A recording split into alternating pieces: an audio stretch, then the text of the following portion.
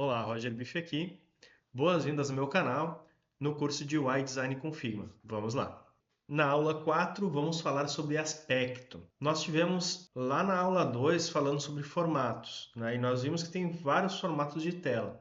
O aspecto eu quero trazer mais para uma questão de responsivo versus adaptativo. Estes são alguns dos tamanhos de tela para os quais você pode projetar. Como eu falei lá na aula 2, as suas resoluções são divisíveis por 8. Qual a diferença do responsivo para o adaptativo? O responsivo é apenas um design que vai se adaptar a diferentes tamanhos de display, de telas. O adaptativo, você cria um template, um design optimizado para cada tipo de dispositivo. Então, para o computador ou telas grandes, vai ter um design. Para o tablet vai ser outro e para o celular vai ser outro. E por que ser responsivo é importante? Não é mais suficiente projetar para um único dispositivo. O tráfego na web móvel ultrapassou a área de trabalho e agora constitui a maior parte do tráfego de sites, representando mais que 51%. Esses dados são desse site internacional chamado StatCounter. Eu utilizo bastante. Você consegue filtrar os tamanhos de tela que são utilizados nos navegadores, nos telefones. Vou deixar depois na descrição aqui para vocês. Então aqui nesse gráfico dá para ver que de agosto de 2011 até agosto de 2020, ou seja, fazem 4 anos, ultrapassou aqui o verde, 2018 mais ou menos, deve ter ultrapassado o dispositivo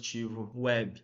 E para isso, uma das abordagens que a gente pode utilizar seria então o grid responsivo. Ele permite que você defina uma estrutura de grade que é flexível e que pode ser alterada para vários tamanhos de tela e dispositivo. Nós utilizamos ele no Figma. São guias que você pode estruturar seu design dentro delas. Nós temos dois tipos de abordagens que a gente pode utilizar. O grid responsivo, com colunas que ele vem lá do Bootstrap. Isso envolve o entendimento de programação, como é que os grids eles se comportam. A gente pode entrar no detalhe mais adiante, mas só para ter esse entendimento inicial. E outro é o Flexbox, que daí é orientado aos objetos, como eles se relacionam. Também vou estar falando um pouquinho adiante. E quando a gente fala sobre grid responsivo, nós temos os breakpoints, ou pontos de quebra. Ele define um determinado ponto onde o design pode se adaptar. Aqui nós temos os tamanhos de 0 a 480 pixels. Seria uma quebra, ou seja, o design dentro de 0 a 480 pixels ele vai se mostrar de uma forma. Aí de 481 pixels a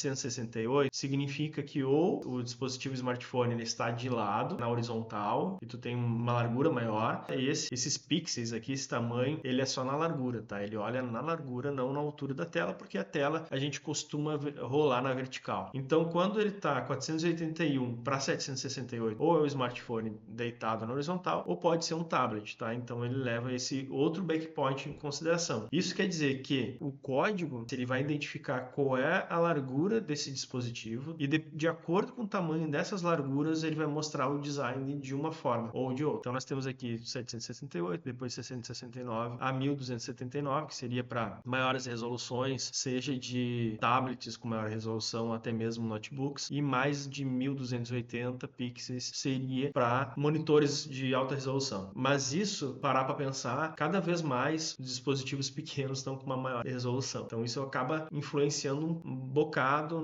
na forma que a gente está projetando. Exemplo, hoje é bem tranquilo você encontrar smartphones que sejam com resoluções maiores que 1280. Aqui para conseguir entender como é que funciona o grid, tá? E o grid no Figma, como é que ele funciona?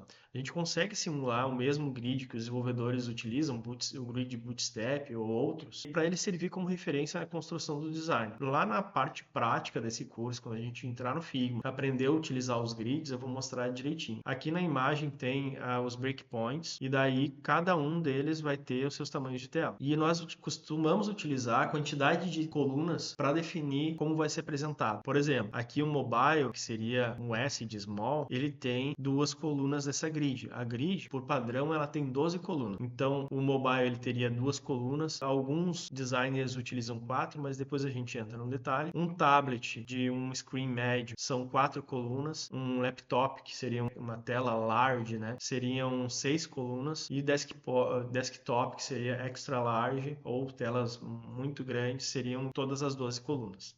Nós temos também a questão do mobile first ou desktop first, que é quando projeta, primeiro projetar para dispositivos menores para depois maiores, ou o contrário, projetar tela grande e depois colocar numa tela menor. Já vou dizendo para vocês, tá? Uma ótima abordagem é sempre construir, se esse aplicativo ele tem a ideia de ser utilizado também num celular, num dispositivo menor, seja projetado primeiro para o dispositivo menor para depois para um desktop. Por quê? Porque é muito mais fácil colocar o que está numa tela menor, adaptar para uma tela maior que o contrário. Lembrando que o design responsivo, muita gente acha que o design responsivo resolve todos os problemas. Só que não tanto, tá? Muitas vezes a experiência é muito melhor quando tu projeta o design adaptativo, que poucas pessoas falam. E na próxima aula nós vamos falar que é muito na questão do desenvolvimento, mas é super importante saber sobre essa abordagem que é o CRUD. Então nos vemos lá na próxima aula.